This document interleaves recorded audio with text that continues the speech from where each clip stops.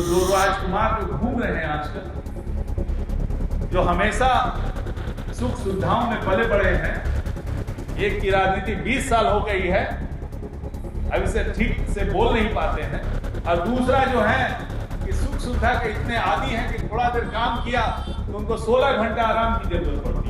धूप में निकलता है तो बेचारे को पसीना बहुत आ जाता है, तो आदत खराब हो गई। तो चूंकि हमारे माता पिता मुख्यमंत्री हैं, इसलिए हमको बनना जरूरी है। इनका मुख्यमंत्री इंजीनियर होगा, इनका मुख्यमंत्री नौवां फेल। कितना दिन पढ़ करके काम चलाइएगा, कितना दिन आपके सहयोगी बगल से चिट्टा पुर्जा पास करते रहे। यदि आप में क्षमता नहीं है, छोड़ दीजिए।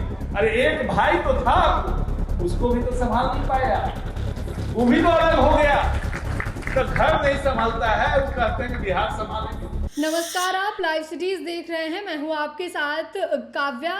हमारे माता पिता बिहार के मुख्यमंत्री रहे हैं, इसलिए मुझे भी मुख्यमंत्री बनना है, ऐसा हम नहीं, जेडीयू के राष्ट्रीय महासचिव मनीष वर्मा का कहना है। तो दरअसल बिहार में इस साल विधानसभा का चुनाव होना है और चुनाव से पहले सभी पार्टी अपनी अपनी ओर से तैयारियों में जुट चुकी है और इसी कड़ी में जेडीयू के राष्ट्रीय महासचिव मनीष वर्मा दरभंगा पहुंचे हुए थे, जहां उन्होंने राहुल गांधी और तेजस्वी यादव की वोटर अधिकार यात्रा पर कटाक्ष किया है और कहा है कि 20 साल से राजनीति कर रहे हैं लेकिन आज तक बोलने नहीं आया है। आप सबसे पहले जेडीयू के राष्ट्रीय महासचिव मनीष वर्मा को सुनिए कि वो क्या कुछ कह रहे हैं। ये लोग जो दो राजकुमार जो घूम रहे हैं आजकल, जो हमेशा सुख सुविधाओं में पले बड़े हैं, एक की राजनीति 20 साल हो गई है, अब इसे ठीक से बोल नहीं पाते हैं, और दूसरा जो है कि सुख सुविधा के इतने आदी हैं कि थोड़ा देर काम किया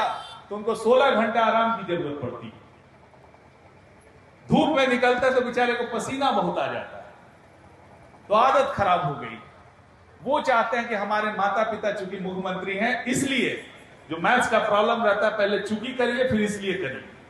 तो चूंकि हमारे माता पिता मुख्यमंत्री हैं, इसलिए हमको बनना जरूरी है। तो बिहार की जनता को तय करना है, इनका मुख्यमंत्री इंजीनियर होगा, इनका मुख्यमंत्री नौवां फेल। और ये नौवां फेल व्यक्ति क्या बिहार को कहां ले जाएगा, क्या ले जाएगा, जिसको खुद ही जानकारी नहीं है, खुद ही नहीं पता है कि कहां जाना है। तो लिखा पढ़ा जो उनको मिल जाता है उसको पढ़ देते हैं। कितना दिन पढ़ करके काम चलाइएगा, कितना दिन आपके सहयोगी बगल से चिट्टा पुर्जा पास करते रहे। यदि आप में क्षमता नहीं है, छोड़ दीजिए, बिहार को बकस दीजिए, छोड़ दीजिए बिहार को आगे बढ़ने दीजिए। आप अपना काम कीजिए, अपने परिवार की देखभाल कीजिए। आपका बहुत लंबा चौड़ा परिवार है, आप उसकी देखभाल कीजिए, उसमें लगिए।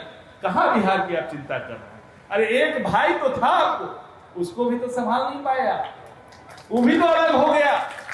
तो घर नहीं संभालता है, वो कहते हैं कि बिहार संभालेंगे।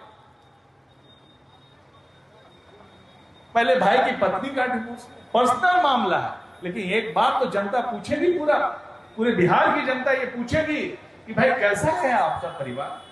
अपने परिवार को नहीं संभाल पाते और कह रहे हैं बिहार को संभाल लें। पिताजी की तबीयत खराब रहती है, जाके देखभाल कीजिए, दोनों अपना इलाज करवा लीजिए। तो आपने जेडीयू के राष्ट्रीय महासचिव मनीष वर्मा को सुना। एक तरफ जहां उन्होंने तेजस्वी यादव पर कटाक्ष किया है और कहा है कि बिहार की जनता तय करेगी कि उनका मुख्यमंत्री इंजीनियर होगा या फिर नौवीं फेल होगा। उन्हें जो लिखा लिखाया मिलता है उसे बोल देते हैं। धूप में जब बाहर निकलते हैं तो पसीना आता है, वो निकल नहीं सकते हैं, इतना ऐसो आराम में पले बड़े हैं। इसके अलावा राहुल गांधी पर भी उन्होंने कटाक्ष किया है कि ये लोग परिवारवाद वाले हैं, ये लोग बिहार को क्या संभालेंगे। आपने मनीष वर्मा को सुना है किस तरीके से मनीष वर्मा जो है वो दरभंगा में खुले मंच से कटाक्ष करते हुए नजर आए हैं। दरअसल आपको पता है कि राहुल गांधी और तेजस्वी यादव यानी कि पूरा महागठबंधन का इस वक्त बिहार में वोटर अधिकार यात्रा चल रहा है और इस यात्रा के दौरान खूब नारे भी लग रहे हैं। राहुल गांधी तेजस्वी यादव के काफिले के पीछे हजारों की संख्या में लोग चल रहे हैं और इसी कड़ी में अब मनीष वर्मा ने कटाक्ष किया है और कहा है कि हमारे माता पिता मुख्यमंत्री थे, इसीलिए हमें भी मुख्यमंत्री बनना है। बिहार की जनता तय करेगी कि इंजीनियर मुख्यमंत्री चाहिए या फिर नौवीं फेल चाहिए। उन्होंने तेजस्वी यादव पे कटाक्ष किया है, तंज किया है। अब देखना होगा कि आगे क्या कुछ होता है। फिलहाल के लिए इतना ही। साथ ही चैनल को सब्सक्राइब करें, फेसबुक पेज को लाइक करें। वीडियो देखने के लिए आपका धन्यवाद।